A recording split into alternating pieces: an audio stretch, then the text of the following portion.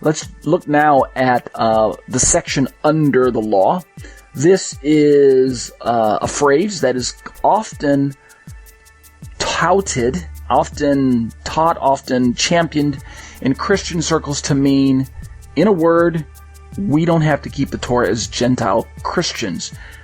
In other words, there's a phrase. This phrase is found in Galatians, but it's more often quoted from its location in Romans chapter 6. I think it's verse 14 and 15, where Paul says, "If you're under the law, you're not under the grace. I'm butchering it. I should have it memorized, but for some reason I'm drawing a blank. So those of you in the class, let me just pull up Romans chapter 6 for you real quick. I'm just going to use ESV, since that's the one I'm familiar with in the commentaries.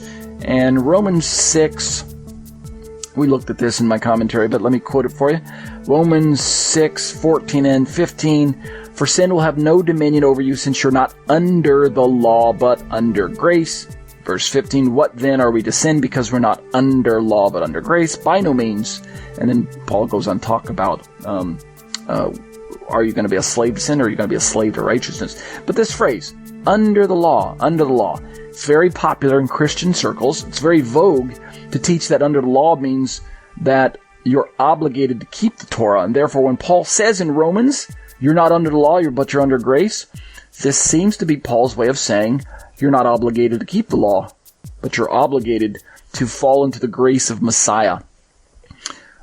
Something to that effect. So let's read what I wrote in my commentary and see if that's what I think Paul's saying in Romans and in Galatians. Beginning with section 7, we turned our eye to another one of Paul's famous law phrases. Remember, we got under the law and works of the law. Earlier on in the book of Galatians, most often we found that the technical term under the law, in quote unquote, under the law, was also used as another way to speak of Jewish identity, right? Sometimes under the law means that. For Gentiles wishing to be included into Israel, what I found is that the man-made ritual known as conversion could ostensibly secure this legal identity. I say ostensibly because from man's perspective, from a limited covenant perspective, Israel seemed to be micromanaging what I call the immigration into Israel in first century. And basically they were declaring Gentiles to be Jews, even though we know from a heredity perspective, from a heritage perspective, from a what we might call a racial perspective, if we can spin Judaism that way for a moment, there's no way to really change one's ethnicity. If you're really tying it to biology, you're not really changing anything biologically at all. It's really a legal declaration and a loss of some skin and some blood, right, to be quite graphic. But that's what the Jews were doing to the Gentiles in the first century, and all of that to declare them legally standing Jews. So Gentiles were brought into Israel through the ceremony. By the time we get to the latter half of chapter 5 of Galatians, however, Paul had changed his polemic tone and was now assuring those truly in Christ that if they're led by the Spirit, they're no longer slaves to the old nature, viz., they're no longer under the law. We also read that having the mind controlled by the old nature is death. It's really neat that if you read Galatians chapter 5 with Romans chapter 6 in view, if you have both of them open or read one right after the other, you're going to find that they both speak of this idea of under the law and having your mind controlled by the old nature is death.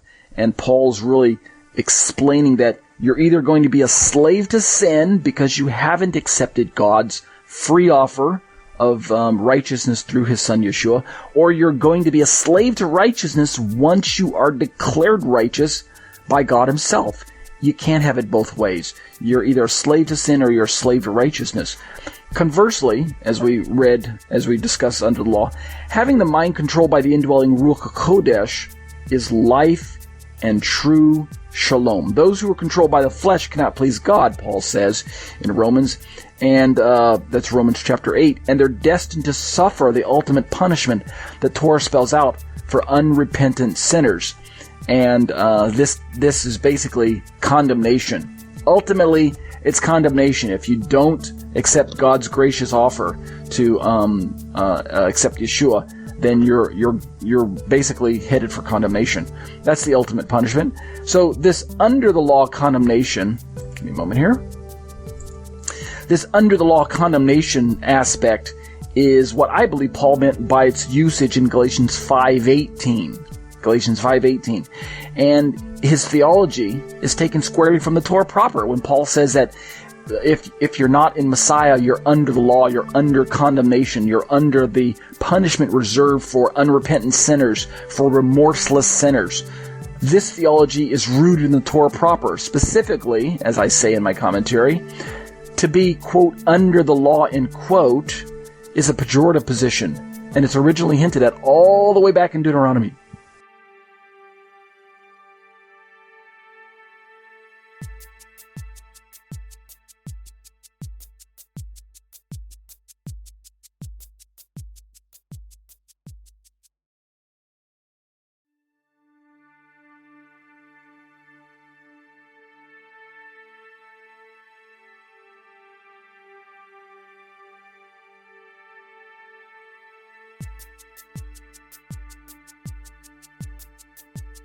Deuteronomy chapter 29. Let's read this. Let's read verse 19 through 21. Quote, "If there is such a person, when he hears the words of this curse," this is Moshe speaking, "he will bless himself secretly, saying to himself, I will be all right, even though I will stubbornly keep doing what I feel like doing, so that I, although dry," that is sinful, "will be added to the water," that is the righteous. But, as I keep reading this passage, I think it's verse 20, "But Adonai will not forgive him," Moshe says. "Rather, the anger and jealousy of Adonai will blaze up against that person. Every curse written in this book will be upon him. Adonai will blot out his name from under heaven." And then verse 21, "Adonai will single him out from all the tribes of Israel to experience what is bad in all the curses of the covenant written in this book of the Torah." End quote. And if you're in the class with me, you'll see that I've highlighted in verse 20, "But Adonai will not forgive him." This person who says to himself, I'm going to stubbornly keep sinning, even though I'm dry. In other words, I think I'll be added to the water, that is, added to the righteous. I'm going to stubbornly keep doing this. Adonai will blot out his name. Every curse written in this book will be upon him. So if you think about it, from God's perspective, if you're not declared righteous by God, specifically, if you're thumbing your nose at God's commandments and you're purposely walking, stubbornly sinning, purposely walking in disobedience to what God is commanding you as a covenant member, then you're going to find that you're going to be declared cursed. You're going to be in a position where God doesn't forgive you. Moshe describes it as every curse of this book will be upon you. So, question, those of you who know a little bit of English grammar. If the curse is upon you, where does that put you? That means you're under the curse. You're under the law, right? If I play with the phrase under the law, that means you're under the curse of the law. So I think that's what Paul means in Romans, in his Romans use there, Romans 6 that we just read in Romans 6, 14 and 15. "Sin will have no dominion over you, since you're not under the curse of the law. You're not under the condemnation of the law. You're under grace." And why would you be under grace, according to Paul? Because you've been acquitted.